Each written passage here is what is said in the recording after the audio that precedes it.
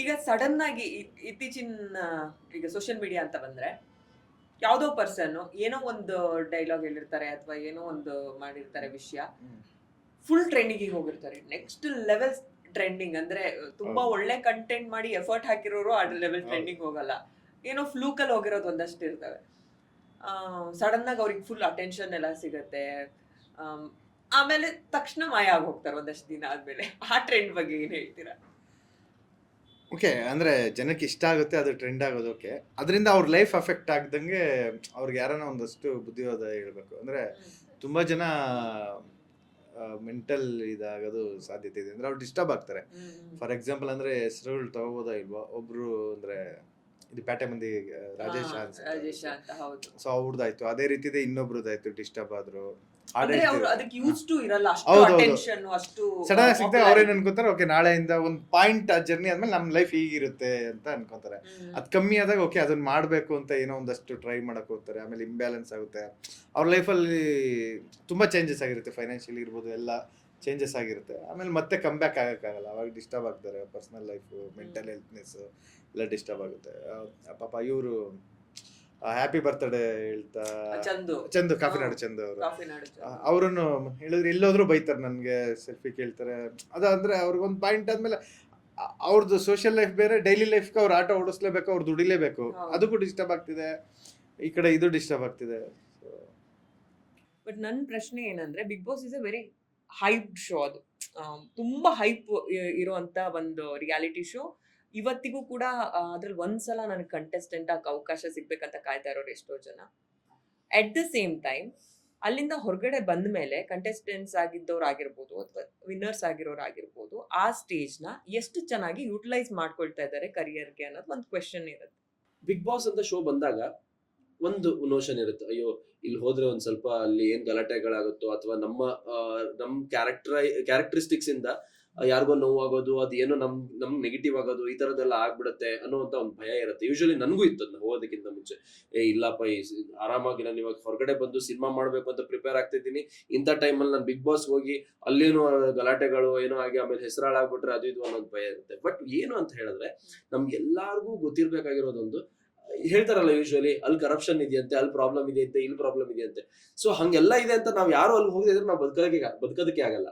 So usually with a positive mind set ಒಳಗಡೆ ಹೋದಾಗ, ಸರಿ ಗುರು ಅವರೆಲ್ಲ ಹಂಗ್ ಬಂದಿದ್ದಾರೆ, ನಾನ್ ಹಂಗ್ ಬದುಕಲ್ಲ, ನಾನ್ ನನ್ನ ರೀತಿಯಲ್ಲಿ ಒಂದು ಒಳ್ಳೆ ಪಾಸಿಟಿವ್ ಅಲ್ಲಿ ಬದುಕಿ ಜೀವನ ನಡೆಸಿ ಹೊರಗಡೆ ಬರ್ತೀನಿ ಅಂತ. ಸೊ ನೀವೀಗ ಹೆಂಗ್ ಕೇಳ್ತಿದ್ದೀರಾ, ಅದು ಹೊರಗಡೆ ಬಂದಾಗ ಅದನ್ನ ಯಾವ ರೀತಿ ಯುಟಿಲೈಸ್ ಆಗುತ್ತೆ, ಯಾವ ರೀತಿ ಅದು ಪ್ಲಸ್ ಪಾಯಿಂಟ್ ಆಗುತ್ತೆ ಅಂತ, ಅದೇನ್ depends on the every individual. ಅವ್ರು ಅದನ್ನ ಯಾವ ರೀತಿ ಚಾನಲೈಸ್ ಮಾಡ್ಕೊಳ್ಳೋದಕ್ಕೆ ಇಷ್ಟಪಡ್ತಾರೆ ಅಂತ. ಹೊರಗಡೆ ಬಂದ ತಕ್ಷಣ ಈ ಸೀಸನ್ ಅಲ್ಲೇ ನಾವು ನೋಡ್ಬೋದು, ಫುಲ್ ಕಂಟೆಸ್ಟೆಂಟ್ಸ್ ಆಗಿರ್ಬೋದು ಅಥವಾ ವಿನ್ನರ್ ಆಗಿರ್ಬೋದು ಒಂದು ನೆಕ್ಸ್ಟ್ ಲೆವೆಲ್ ಹೈಪಲ್ಲಿ ಇರ್ತಾರೆ. ಬಟ್ ಎಲ್ಲೋ ಒಂದ್ ಕಡೆ ಕಾಲಕ್ರಮೇಣ ಆ ಮೂಮೆಂಟಿಗೆ ಅವ್ರು ಅದನ್ನ ಯುಟಿಲೈಸ್ ಮಾಡ್ಕೊಳ್ಳಿಲ್ಲ ಅಂದ್ರೆ ಬರ್ತಾ ಬರ್ತಾ ಇನ್ನೊಂದು ಸೀಸನ್ ಬರುತ್ತೆ, ಮತ್ತೊಂದಷ್ಟು ಹೊಸ ಕಂಟೆಸ್ಟೆಂಟ್ಸ್ ಬರ್ತಾರೆ.